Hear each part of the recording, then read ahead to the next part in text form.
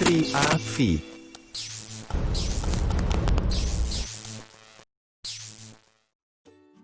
Assalamualaikum warahmatullahi wabarakatuh.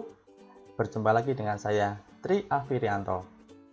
Kali ini kita akan membahas terkait dengan abstrak data type pada algoritma dan struktur data.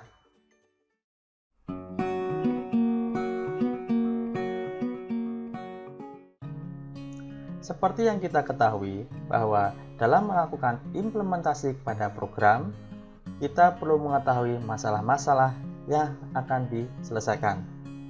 Lalu, bagaimana caranya agar masalah-masalah tersebut dapat terselesaikan? Yang pertama, kita harus memahami masalah secara menyeluruh, jangan secara parsial. Karena dengan memahami permasalahan secara menyeluruh, kita bisa menentukan langkah-langkah selanjutnya dengan tepat. Apabila kita hanya memahami masalah secara parsial, ada kalanya permasalahan yang lain itu tidak dapat diselesaikan.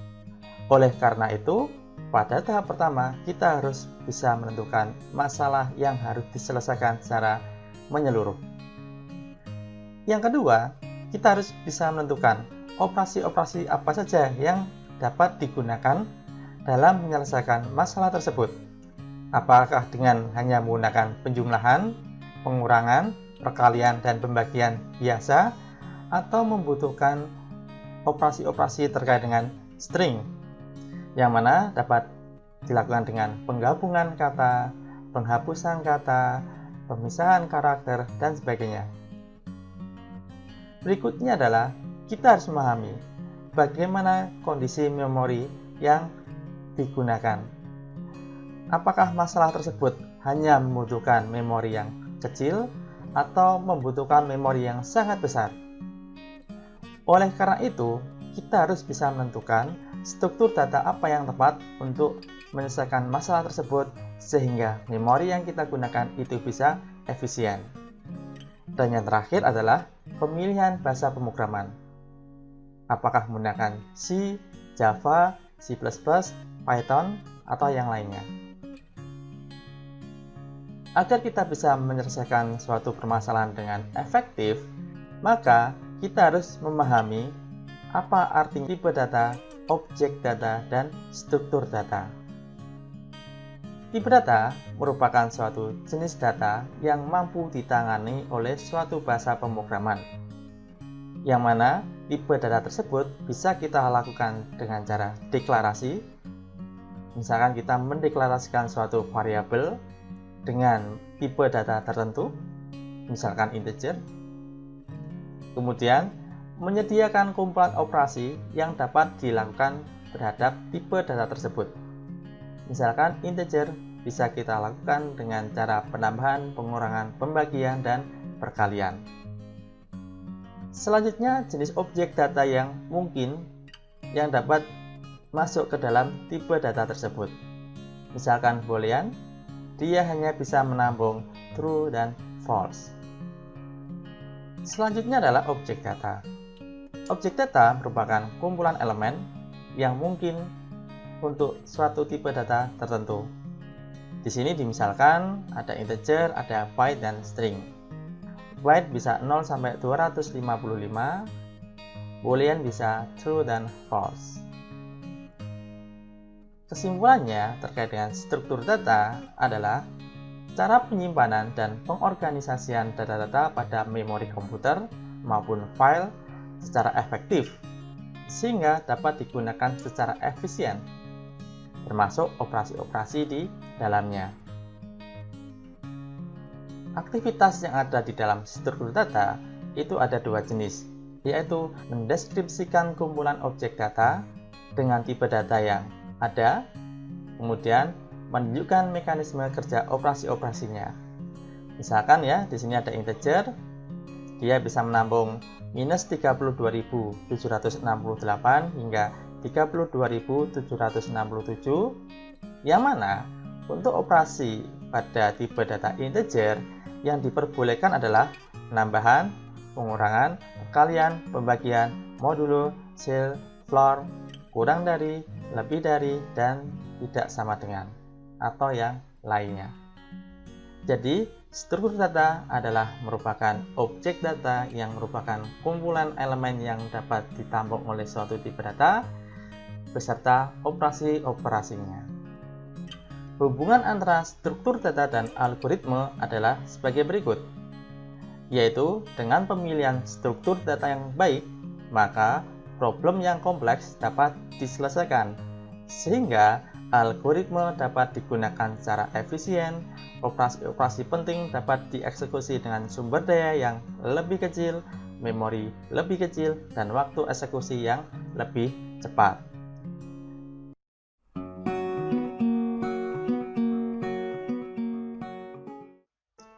Untuk jenis struktur data, ada dua jenis, yaitu linear dan non-linear. Untuk linear, itu merupakan kumpulan komponen-komponen yang terbentuk secara satu garis linear, yang dapat diakses satu per satu. Contohnya adalah array, linked list, stack, dan queue. Sedangkan untuk non-linear, itu merupakan penggambaran suatu hubungan yang bersifat hierarkis, yaitu bersifat one-to-many atau many-to-many. Untuk struktur data non-linear, itu tidak dapat melintasi dalam sekali jalan, karena dia tidak tersusun dalam satu garis yang lurus, tetapi dia bercabang-cabang. Contoh struktur data non-linear adalah tree dan graph.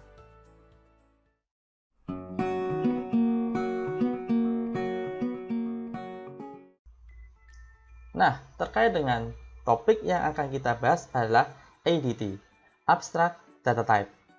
Selain Abstract Data Type, kita memiliki beberapa tipe data. Yang pertama adalah tipe data built-in, yaitu tipe data yang sudah tersedia dari bahasa pemrograman yang kita gunakan. Ya, contohnya ada string, integer, float, dan lain sebagainya. Sedangkan UDT merupakan User Defined Type, yaitu tipe data yang didefinisikan oleh user. UDT sendiri itu hanya ada di Pascal dan C, yaitu record pada Pascal dan struct pada C. Sedangkan ADT, yaitu Abstract Data Type, itu sama seperti UDT, yaitu tipe data yang dibuat oleh pengguna, hanya saja di sini menggunakan kelas. Sehingga untuk ADT itu dia bisa melakukan pengkapsulan atau enkapsulasi, yang mana berisi sifat-sifat dan operasi-operasi yang dapat dilakukan terhadap kelas tersebut. Karena ADT menggunakan kelas, maka operasinya nanti seperti Object Oriented Programming atau OOP. Dalam memahami ADT, maka kita perlu memahami terkait dengan interface dan implementasi pada Object Oriented Programming. Interface itu layaknya blueprint, yang mana kita hanya perlu memikirkan behavior atau perilaku apa saja yang dapat dilakukan oleh suatu objek, tanpa perlu memahami bagaimana implementasinya. Yang mana perbedaan antara implementasi dengan interface adalah implementasi itu harus mengambil semua behavior yang ada di interface, kemudian perlu menuliskan kode-kode secara jelas terkait dengan implementasinya.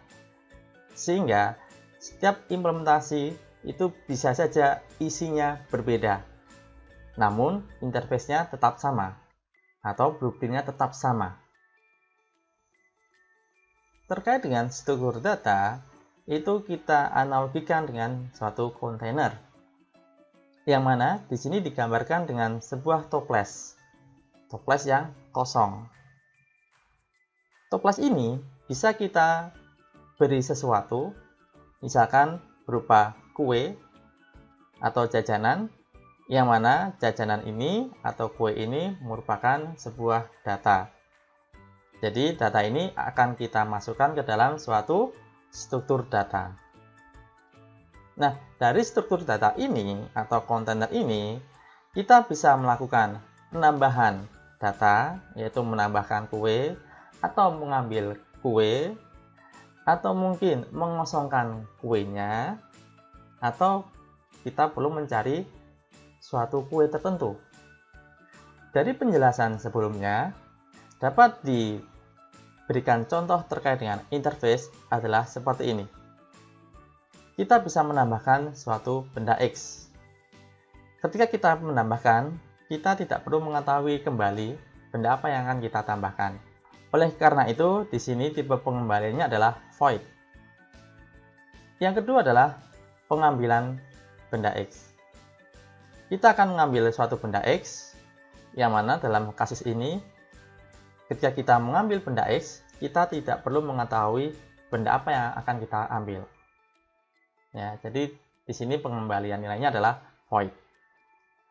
Kemudian akses, yaitu pencarian. Di sini dicontohkan bahwa kita akan mengakses suatu benda X. Dan dalam kasus ini, kita perlu mengetahui benda seperti apa yang kita ambil. Oleh karena itu, di sini tipe pengembaliannya adalah benda, bukan void. Nah, apa itu benda? Kita belum pernah menemui tipe data benda pada suatu bahasa pemrograman. Lalu, apakah benda itu? Benda merupakan tipe data yang dibentuk oleh seorang programmer. Oleh karena itu, benda ini merupakan salah satu contoh dari ADT, Abstract Data Type. Ya, tipe data abstrak. Berikutnya adalah pengosongan struktur data. Ketika kita mengosongkan, kita tidak menginginkan adanya timbal balik dari suatu program. Dan yang terakhir adalah perlu melakukan pengecekan kosong atau tidak. Karena kita perlu mengecek kosong atau tidak, berarti ada dua jawaban ya. Oleh karena itu, di sini tipe pengembaliannya adalah boolean. Contoh ADT yang pertama adalah ADT list, yang mana list merupakan suatu kumpulan benda, yang mana setiap benda memiliki posisi. Ini seperti halnya dengan array, yaitu benda-benda tersebut menduduki pada suatu indeks tertentu. Behavior yang dapat dilakukan pada struktur data list contohnya adalah sebagai berikut. Bisa menambahkan suatu benda pada indeks tertentu tanpa perlu mengetahui pengembalian nilai. Kemudian, menambahkan benda X pada akhir indeks tanpa perlu mengetahui nilai kembaliannya.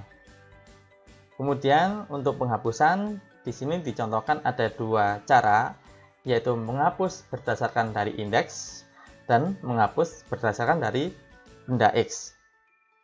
Misal di sini kita akan menghapus indeks kedua, berarti yang akan hilang adalah benda merah ini yang berada di indeks kedua.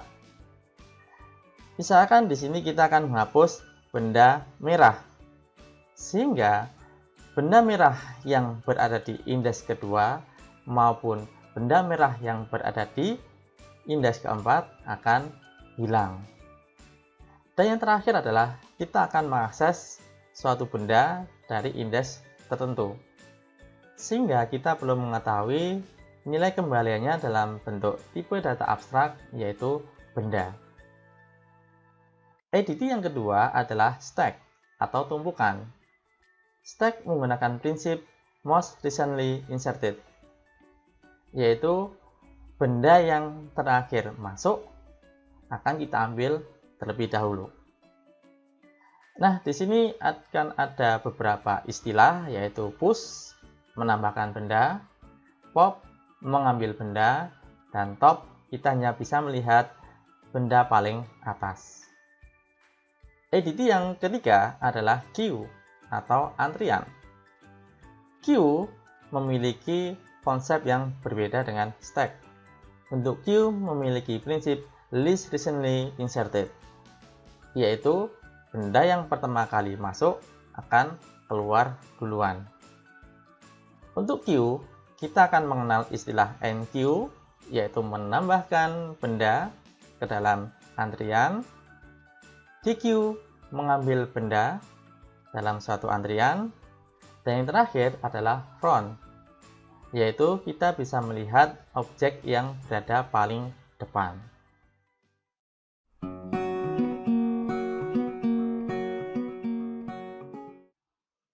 Oke, demikian penjelasan singkat terkait dengan abstract data type.